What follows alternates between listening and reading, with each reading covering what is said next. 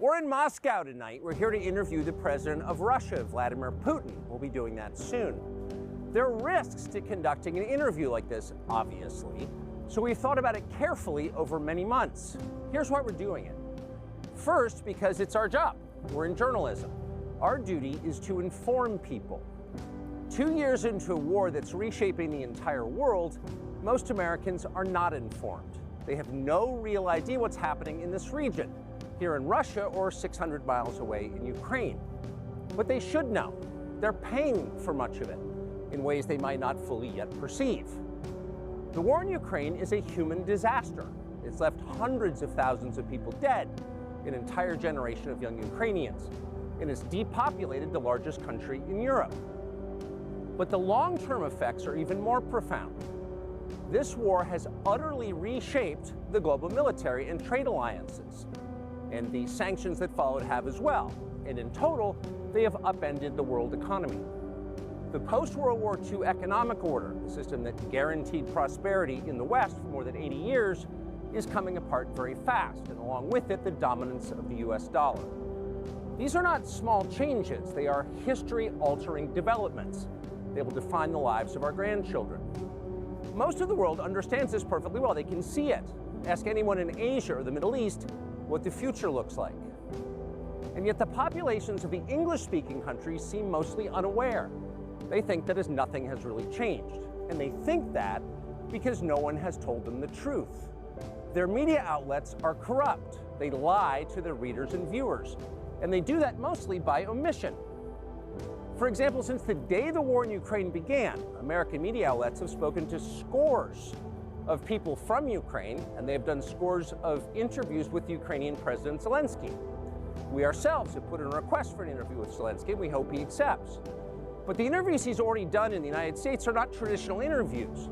They are fawning pep sessions specifically designed to amplify Zelensky's demand that the U.S. enter more deeply into a war in Eastern Europe and pay for it. That is not journalism. It is government propaganda.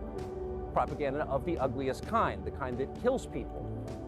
At the same time, our politicians and media outlets have been doing this, promoting a foreign leader like he's a new consumer brand.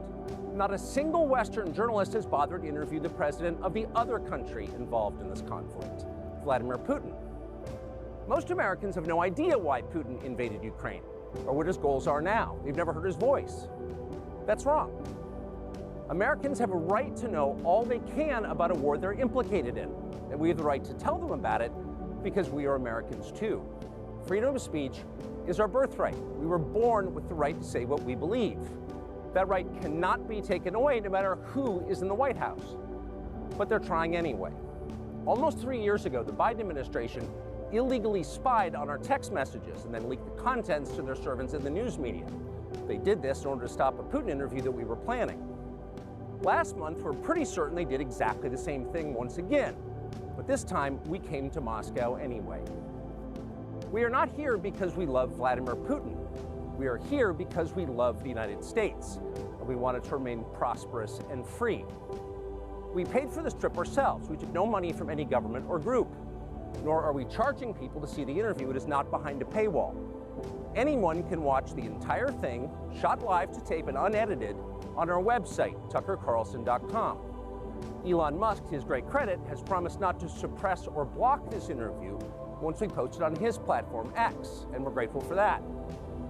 Western governments, by contrast, will certainly do their best to censor this video on other less principled platforms because that's what they do. They are afraid of information they can't control. But you have no reason to be afraid of it. We are not encouraging you to agree with what Putin may say in this interview, but we are urging you to watch it. You should know as much as you can, and then, like a free citizen and not a slave, you can decide for yourself. Thanks.